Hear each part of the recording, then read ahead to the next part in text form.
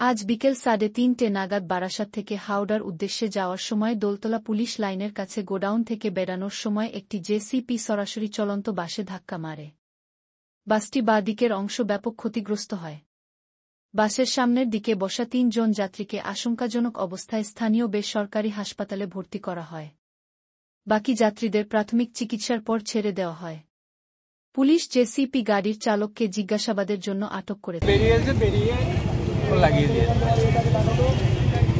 আগে বেরোচ্ছিল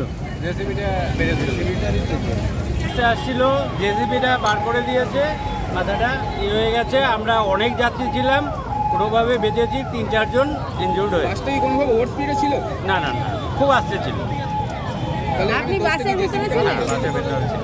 টোটাল 10টা জেসিবি। কতজন আক্রান্ত হয়েছে? 5 জনের উপরে। আমরা সবাই আক্রান্ত, এই দেখতে পাচ্ছেন না, সালজেমটা উঠে গেছে সব। মানে কতজন হয়েছে মোটামুটি? 5 জনের উপরে। বাসে আনুমানিক কতজন ছিলেন? 30-এর উপরে। ঘটনাটা কখন ঘটেছে? আগে 10 মিনিট আগে, 10-15 মিনিট। আপনার নাম আর কোথা থেকে? অভিজিৎ ব্যানার্জি, মধ্যমগ্রাম। আমি একটা কল রিসিভ করবো বলে ফোনটা দেখছিলাম, হঠাৎ করে জোরে বাসটা ঝাঁকুনি দিল, আওয়াজ এলো।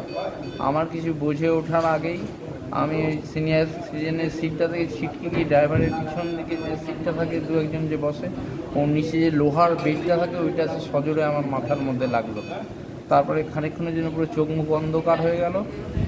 তারপর আস্তে আস্তে চোখ খুলে যখন উঠলে দেখলে আমাকে ধরাধরি করে করছে। আমার রুমালের মধ্যে রক্তে পুরো ভিজে গেছে, মাথা দিয়ে রক্ত পড়ছে। আপনি যাচ্ছিলেন কোথায়? হ্যাঁ, যাচ্ছিলেন? আমি যাচ্ছিলাম বাড়ির দিকে, বাগুইহাটির দিকে যাচ্ছিলাম। আপনার নামটা? মানস আচার্যি। কাছের বাড়ি আছে? হ্যাঁ, আমি গাড়ি চালাই, কাজে এখানে এসেছিলাম, আমার এখানে ছেড়ে দিল, আমি এখান থেকে বাড়ির দিকে আমি যাচ্ছিলাম।